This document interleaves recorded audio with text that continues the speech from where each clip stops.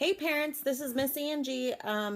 Just doing a trial video here, and I'm going to explain a few things that I am sending home with your child this week. I know that I don't have the best setup here right now, but I am at home. So, and my dog is squeaking her toy in the background. I apologize for that. Okay, so I am sending home a few things for your children. In their kit, they are going to have Play-Doh. They are going to have, if your child is older, they'll have a Magnadoodle board. Every child will have a dry erase marker. I'm sorry, I'm playing tug-of-war with my dog as I'm talking here. Every child will have a brand new set of 8 crayons, just in case you guys don't have any at home. If there are things that you need at home that are not in the kit or that you're struggling with, let me know, and I'll try to send home the materials to use with the projects that I'm sending. So for this week, I think I have everything in there. I did not include any cutting activities this week, so I did not send scissors.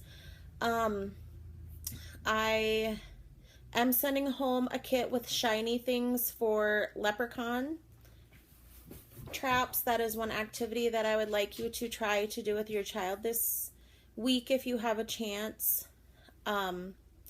If you do have a chance to do that, please send me a picture of your child with his or her leprechaun kit or trap, I'm sorry, and just so I can see it. I was so excited to build leprechaun traps with the kids this week. We had a super fun day planned out for Monday, and it's so sad that it can't happen. But I am sending home some glitter, sequins that are big enough to glue on.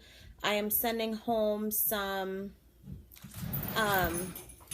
gold coins for your child to put on their leprechaun trap if they would like to. You'll also see some activities for letters this week. And what I have included for that is a tub of Play-Doh. So when we do letters in preschool, we always start with letter identification. Our letter of the week is B, and the sound that it makes is B. And we really focus on that. We always do a little song. The B says B. The B says B. Every letter makes a sound. The B says B.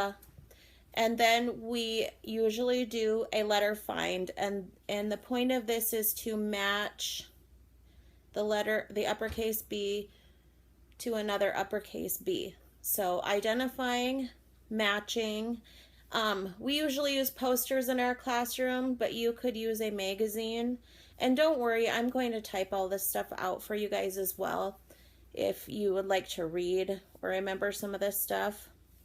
And I'll have it in order of how you should do your activities, because it is kind of important that we look at it, identify it, learn to match it, talk about the sound, and then we can start to make it.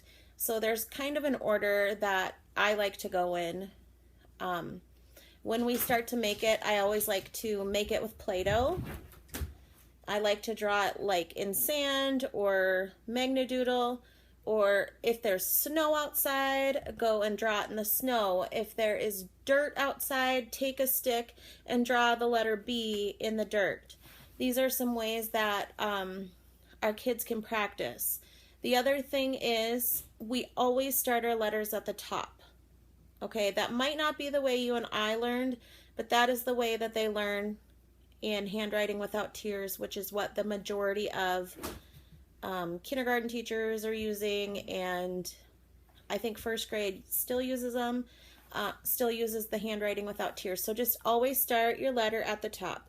Big line down, frog jump up, little curve, little curve. Actually, that was a little curve, big curve. Sorry, I'm trying to do it backwards for you guys. So just look at the sheet. They're so self-explanatory. For the older kids, I added an extra practice sheet with lowercase b's. They are all ready for that. We have been talking about lowercase letters. They're ready.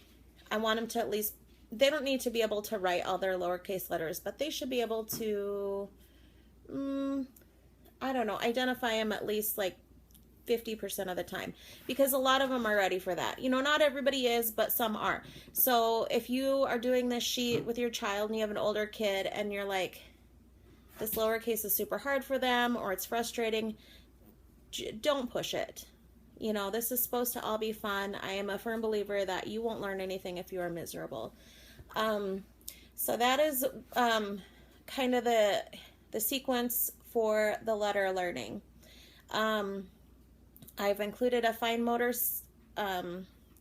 motor activity, making rainbow necklaces. You've got a piece of ribbon in there, and you've got some cereal. You're going to just have them string that and make an edible necklace. I washed my hands before I touched the cereal. I hand sanitized. In fact, I really didn't touch it. I just poured it into the baggies. Should be good to go there. So you'll have that to complete this week. And there will also be, let's see here, a math activity in there. It is roll and cover. Sorry, I'm trying to think of all the things without having them in front of me. So you're going to roll the die that I give you, and then you'll have a shamrock sheet with numbers. And so you'll roll, have your child touch, count the numbers on the die, and then you're going to cover the number that they rolled. They are going to cover the number that they rolled. Okay, you can do this over and over all week if you want to. I would suggest using like pasta to cover, coins. If you don't have anything, please let me know and I will provide that for you. And again, if you guys have any questions about this week, you might find a couple more worksheets. There's a leprechaun coloring page in there where they color the leprechaun hat, and then they get to draw in his face, which is going to be super fun for them. Most of them like to color. And then the leprechaun trap is kind of like a big STEM project. So that is something that you might take 2 or 3 days to work on. Probably want to do it, you know, Monday and Tuesday, so you can set the trap maybe on St. Patrick's Day evening and see if you can catch a leprechaun. And again, just let me know if you have any questions, concerns. I'm sorry that this was a long video. I really intended it to be super short, but this is my first video. I wanted to test uploading this to YouTube to see that you guys could access it. Tomorrow morning, if you're able to, come and get those kits that I have prepared for your kids. If you are not able to come and get the kit, I can deliver it to you, or I could probably even mail it, but you're not going to get it in time. So just let me know and I can drop it off, or you guys can come get it. I can even leave it somewhere at the preschool. I think the daycare is still going, so you should have until 5 o'clock tomorrow to come get it if I put it like in a basket or something outside of the preschool door. Okay? So thank you guys for listening to me.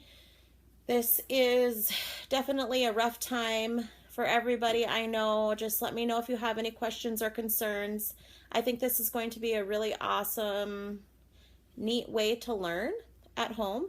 And oh, don't forget to please sign up for ABC Mouse. It's totally free. They emailed me that code so that you could sign up for it and you could use it during this closure time.